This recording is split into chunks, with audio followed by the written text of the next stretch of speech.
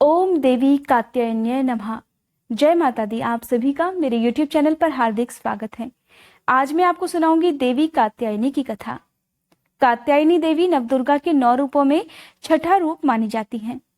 स्कंद पुराण के अनुसार मां कात्यायनी की उत्पत्ति परमेश्वर के नैसर्गिक क्रोध से हुई थी, जिन्होंने देवी पार्वती द्वारा दिए गए इस स्नेह पर विराजमान होकर महिषासुर नाम के राक्षस का वध किया था।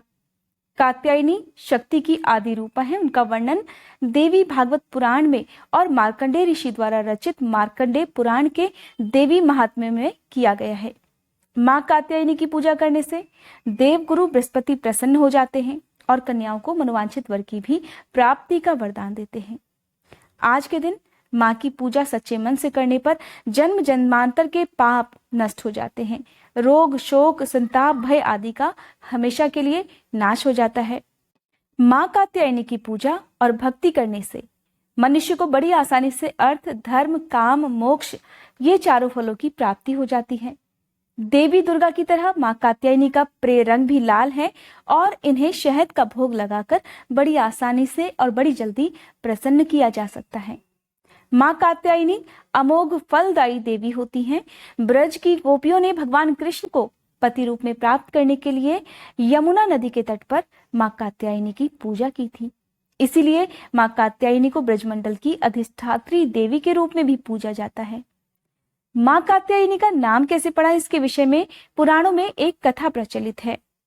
पुराणों में प्रचलित कथा के अनुसार एक बार कत नाम के एक प्रसिद्ध महर्षि थे। कत के पुत्र ऋषि कात्य थे और कात्य के गोत्र में ही विश्वामित्र महर्षि कात्यायन उत्पन्न हुए। ऋषि कात्यायन ने देवी भगवती की कई वर्षों तक बड़ी कठिन तपस्या की, क्योंकि महर्षि कात्यायन चाहते थे कि मां भगवती पुत्री के रूप में उनके घर में जन्म ले।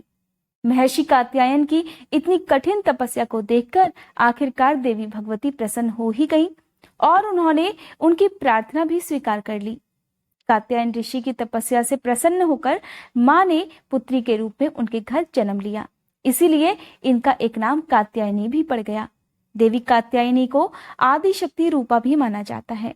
देवी भगवती को कात्यायनी रूप क्यों धारण करना पड़ा और उन्हें कात्यायन ऋषि के यहाँ ही जन्म क्यों लेना पड़ा, इसके बारे में पुराणों में एक कथा प्रचलित है। इस कथा के अनुसार महिषासुर नाम का एक दैत्य था। महिषासुर का पिता रंभ असुरों का राजा था, जो एक बार जल में रहने वाले एक भैंसे से प्रेम कर बैठा। इन्हीं के योग से महिषासुर नाम के राक्षस का जन्म हुआ, जिस वजह से महिषासुर इच्छानुसार जब चाहे भैंसे का और जब चाहे मनुष्य का रूप धारण कर सकता था। संस्कृत में महिष का अर्थ होता है भैंस। महिषासुर ने ब्रह्मा जी की तपस्या की और उनसे वरदान प्राप्त कर लिया कि कोई भी देवता और कोई भी दानव उसे कभी हरा ना पाए।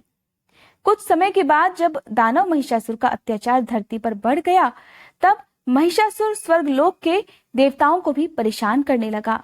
देवलोक को परेशान करने के साथ साथ वह धरती पर भी उत्पात मचाने लगा और इंद्र को परास्त कर स्वर्ग पर उसने एक बार अपना अधिकार भी जमा लिया। सभी देवतागण परेशान होकर ब्रह्मा, विष्णु और महेश के पास सहायता के लिए पहुंचे। सारे देवताओं ने फिर से मिलकर महिषासुर नाम के दैत्य को परास्त करने के लिए युद्ध किया, परंतु वे फिर से हार गए, क्योंकि महिषासुर नाम का दैत्य अत्यंत पराक्रमी और बलशाली था। इस प्रकार बार बार हारे जाने पर और कोई उपाय न मिलने पर भगवान ब्रह्मा, विष्णु, महेश तीनों ने अपने अपने तेज का अंश देकर महिषासुर के विनाश के लिए एक देवी को उत्पन्न किया। इस प्रकार आश्विन कृष्ण पक्ष की चतुर्दशी को जन्म लेकर शुक्ल पक्ष की सप्तमी, अष्टमी, नवमी तिथि तक इन्होंने 3 दिन तक कात्यायन ऋषि की पूजा ग्रहण कर दशमी तिथि को महिषासुर नाम के राक्षस का वध किया। देवी ने महिषासुर पर आक्रमण कर उससे 9 दिनों तक युद्ध किया और 10वें दिन उसका वध किया था। महिषासुर नाम के दैत्य का वध करके देवी कात्यायनी ने सभी देवतागणों को उनके यज्ञ भाग वापस दिलवाए और साथ ही इंद्रदेव को उनका राज्य भी वापस दिलवाया था। इसीलिए नवरात्रि के छठे दिन को देवी कात्यायनी की पूजा के रूप में मनाया जाता है। कहा जाता है कि अगर आपके शत्रुओं से आपको भय है या आपके शत्रु आपको परेशान करते हैं, तो आपको देवी कात्यायनी की सच्चे मन से पूजा करनी चाहिए।